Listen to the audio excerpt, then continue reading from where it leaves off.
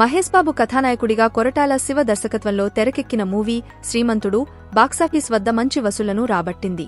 అయితే ఈ చిత్రకథ విషయంలో నెలకొన్న వివాదం తెలిసిందే. తాజాగా సుప్రీంకోర్టులోనూ దర్శకుడు కొరటాల శివకు చుక్కెదురైంది. స్థానిక కోర్టు ఇచ్చిన ఉత్తర్వుల ప్రకారం క్రిమినల్ కేసు ఎదుర్కోవాల్సిందేనని సర్వోన్నత న్యాయస్థానం స్పష్టం చేసింది.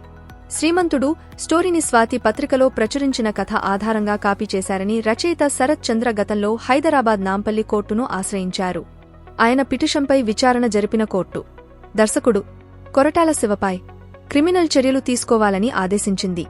నాంపల్లి కోర్టు ఆదేశాలను సవాల్ చేస్తూ కొరటాల తెలంగాణ హైకోర్టును ఆశ్రయించారు. శ్రీమంతుడు కథను కాపీ కొట్టారనేందుకు ఉన్న ఆధారాలను విచారణ సమయంలో రచయిత శరత్ చంద్ర సమర్పించారు.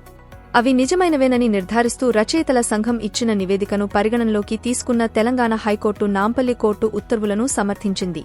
దీంతో శివ సుప్రీంకోర్టు తలుపు తట్టారు. ఆయన దాఖలు చేసిన పిటిషన్పై జస్టిస్ హృషికేశ్ రాయ్, జస్టిస్ ప్రశాంత్ కుమార్ మిశ్రాల ధర్మాసనం విచారణ జరిపింది. సినిమా విడుదలైన 8 నెలల తర్వాత రచయిత శరత్ చంద్ర కోర్టును ఆశ్రయించారని, హైకోర్టు, స్థానిక కోర్టు తమ వాదనలను ఎక్కడా పరిగణనలోకి తీసుకోలేదని కొరటాల తరపున సీనియర్ న్యాయవాది నిరంజన్ రెడ్డి వాదనలు వినిపించారు. అయితే రచయితల సంఘం నివేదిక ఆధారంగా స్థానిక కోర్టు నిర్ణయం తీసుకుందని, తీర్పులో స్పష్టమైన అంశాలు పొందుపరిచిందని సుప్రీం ధర్మాసనం పేర్కొంది. కొరటాల శివ పిటిషన్ను పరిగణనలోకి తీసుకుని తదుపరి విచారణ జరపడానికి ఏమీ లేదని స్పష్టం చేసింది. పిటిషన్ను మమ్మల్ని డిస్మిస్ చేయమంటారా, లేక మీరే వెనక్కి తీసుకుంటారా అని న్యాయవాది నిరంజన్ రెడ్డిని కోర్టు ప్రశ్నించగా, తామే పిటిషన్ వెనక్కి తీసుకుంటామని చెప్పడంతో అందుకు అనుమతి ఇచ్చింది.